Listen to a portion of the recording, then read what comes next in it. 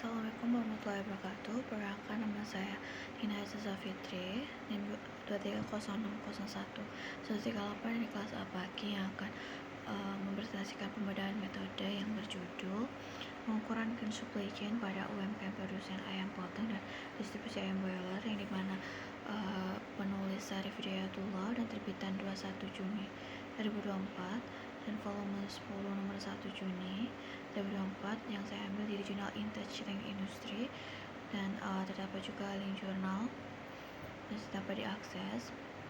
Dan pendahuluan, di mana rantai pasok berperan penting dalam proses produksi hingga distribusi produk, dan di mana konsep green supply chain diterapkan untuk mengurangi dampak lingkungan dan mendukung sustainability. Dan di mana pasca pandemi COVID-19, UMKM ayam broiler mengalami kendala seperti fluktuasi harga, distribusi, dan juga pengelolaan limbah. Dan penelitian dilakukan pada UMKM mitra unggas mandiri menggunakan metode skor 12.0 dan AHP untuk mengukur kinerja rantai pasok hijau.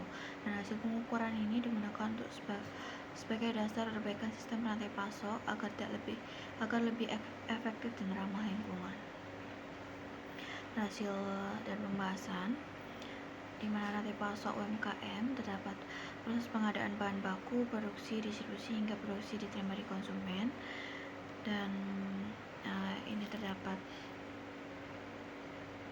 alur rantai pasoknya dari supplier, produsen ayam broiler sampai ke customer terakhir.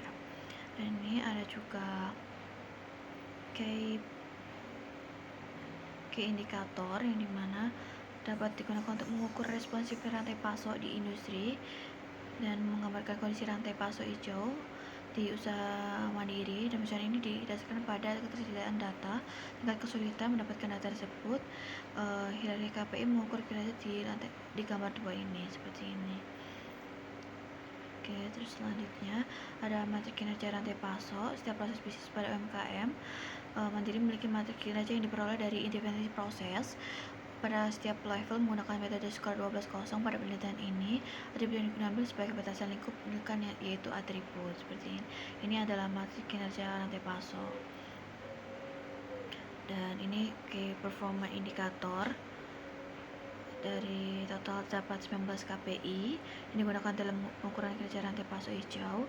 Dan identifikasi KPI ini dilakukan untuk melalui observasi dan wawancara dengan stakeholder. Dan yaitu perhitungan indikator kerja.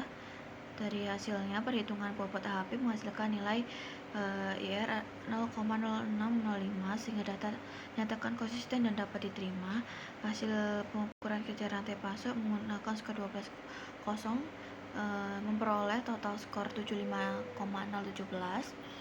Dan nilai tersebut termasuk kategori good, artinya kinerja green supply chain sudah berjalan dengan baik. Dan namun beberapa KPI masih berada pada kategori marginal atau perlu perbaikan, terutama pada rencana penghasilan, rencana produksi, rencana pengiriman, dan juga perubahan jadwal dan pengelolaan limbah. Dan pada tabel 3 menunjukkan KPI apa saja yang perlu dikembangkan dan diperbaiki karena masih tergolong ke dalam kategori marginal.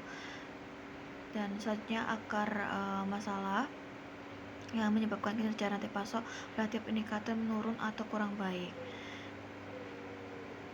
Nah, ini implikasi penelitian. Biasanya menemukan prospek bisnis yang baik, namun manajemen rantai pasok masih perlu dikembangkan. Berarti ini mengidentifikasi 19 KPI termasuk 4 KPI green terkait pengelolaan limbah. Framework KPI dapat digunakan sebagai acuan bagi perusahaan sejenis, dan faktor tersebut berkembang teknologi dan rantai pasok global mendorong perusahaan meningkatkan ketahanan rantai pasok. Dan penelitian selanjutnya disarankan mengembangkan indikator keterlanjutan untuk menaikkan kinerja rantai pasok secara keseluruhan. Dan kesimpulannya, ada pengukuran kinerja menggunakan skor menghasilkan sama saja dengan hasil perhitungan kurang lebih. Dan ini ada daftar pusakanya saya sertakan. Dan terima kasih. Sekian dari presentasi saya. Apabila saya ada salah kata, saya mohon maaf. Wassalamualaikum warahmatullahi wabarakatuh.